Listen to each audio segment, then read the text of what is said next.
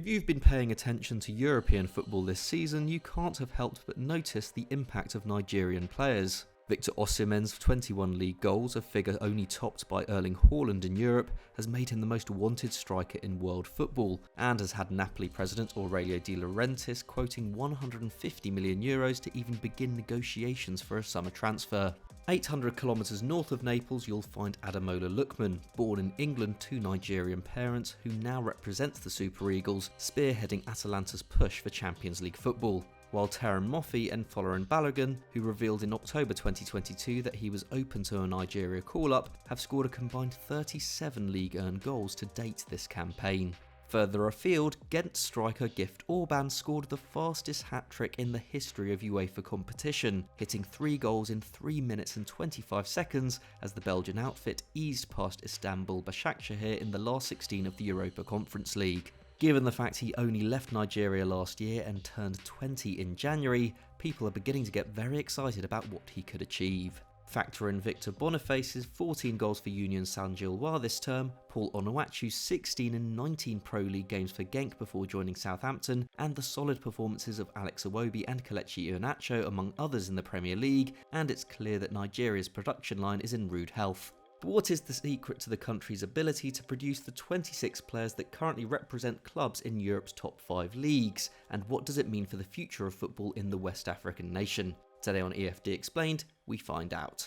Before we get into it, it's worth pointing out a few things about Nigeria. According to the UN, Nigeria's population stands at just over 220 million, making it the 7th most populous nation on Earth. With an annual growth of 2.4%, 1.3% above the global average, an additional 5 million are born in the country each year, meaning its population is set to swell to over 400 million by 2050. But while this makes Nigeria the biggest economy in Africa, and in turn helps explain why it has produced such a large array of sporting talent over the years, it also brings several issues. The country's infrastructure is struggling to keep up with this growth, with its healthcare and education system under serious pressure. 20 million children are currently out of school in Nigeria, and it has one of the highest maternal mortality rates in the world. Amidst these kinds of socio-economic struggles, football takes on an even greater significance. In a country of over 300 tribes, finding a consensus on anything is very difficult, but in the words of Akin Alabi, founder of football betting site NairaBet, when Nigeria is playing, we forget our tribes, we forget our differences, we even forget our religion. The humble surroundings of many young footballers also provides more motivation to succeed. Take for example the case of Ajegunle, known as AJ City to locals, one of Lagos's toughest, most dangerous slums, a place where, according to a 2017 BBC report, people have to contend with an absence of running water, electricity and healthcare. And yet players such as Taribo West, Obafemi Martins and Odion Ighalo all emerged from there to prosper in Europe. Benedict Ehenemba, a scout from AJ City who works for German clubs, told the BBC that the area accommodates all tribes and calls it the raw talent hub of Nigeria. While it may struggle to effectively provide basic amenities, the slum also has an established system of grassroots football which encourages youngsters to play competitive football for local clubs at an early age, giving them an edge over players at academies all over the country. Wilfred Ndidi, for example, played against boys from AJ City despite not growing up there and playing in a more formal academy, while the fact it attracts international scouts makes it a magnet for top talent. The aforementioned Ighalo, who represented Watford, Shanghai Shenhua and most notably Man United, describes growing up there, saying young people have to look for money to buy football shoes, jerseys, transport and even water for after training. If you can't afford the transport, then you stay, and those that stay are great players. Of course, AJ City is far from the only talent hub in Nigeria, and the country's ability to produce quality footballers is no secret.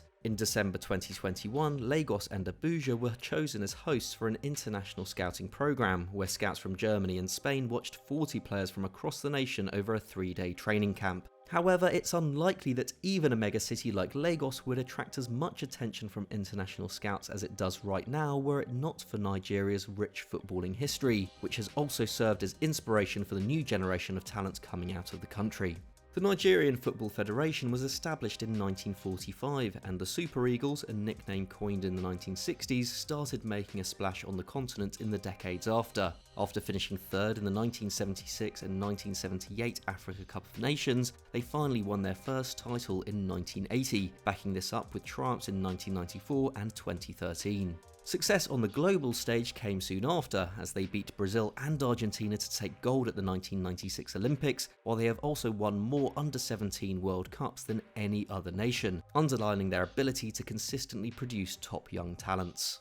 But while they have made 6 senior World Cup appearances, a record bettered only by Cameroon amongst African nations, they are still awaiting their first World Cup quarter-final, with last 16 exits in 1994, 1998 and 2014 their best performances to date.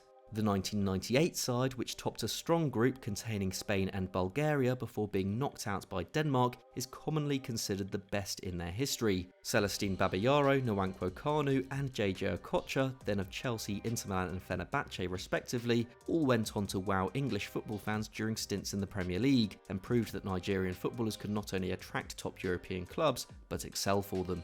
And today, earning a professional contract abroad remains the dream for Nigerian footballers. A 2021 FIFA report showed that over the preceding decade, Nigerian clubs had sold 1,904 players to clubs across the globe, to places as far-flung as Cambodia, Vietnam and Myanmar. But why would these players rather play in these countries rather than represent the best clubs at home? Well, according to Nigerian newspaper The Premium Times, this is in large part due to the Nigerian Football League's failure to keep its head above water amidst the quote, crippling economic recession and maladministration that has had the country in a headlock ever since the drop in the price of crude oil in 2016. With clubs often owing players a backlog of salaries and benefits, it's no surprise to see its best players take the chance to seek better opportunities and support abroad. And when they get there, they don't lack motivation, with sports lawyer Sabinus Ikawaku quoted as saying, "When an African boy plays football, he represents the dreams of so many back home, knowing that a career as a footballer can act as an economic salvation not only for themselves, but their families and communities."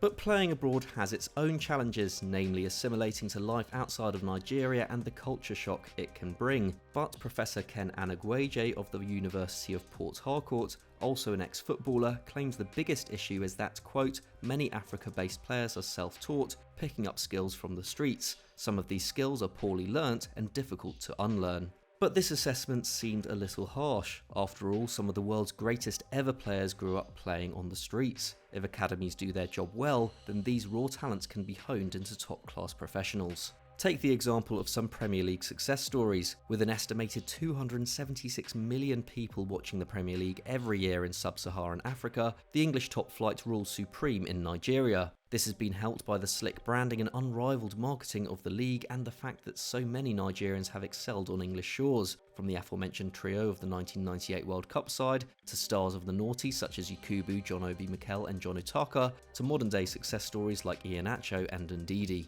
You'd have thought that with the numerous names mentioned in this video, particularly at the start of it, that Nigeria would be on the path to becoming a continental force, but it's been a difficult period for the national side. 2022 saw them return home empty-handed from the Men's and Women's Africa Cup of Nations and fail to qualify for the Qatar World Cup. Their start to 2022 was undermined by their decision the previous year to fire men's coach Gernot Rohr, who they continued to pay £36,000 per month until his contract expired that December, and failed to replace him with current boss Jose Pesaro in time for the start of the AFCON, meaning technical director Augustine Eguavoen was in charge for their Africa Cup of Nations campaign, where they failed to make the podium for just the second time this century. The Nigerian Football Federation then made the decision to keep him on, and it proved disastrous, as they were knocked out of the World Cup qualifiers on away goals to regional rivals Ghana.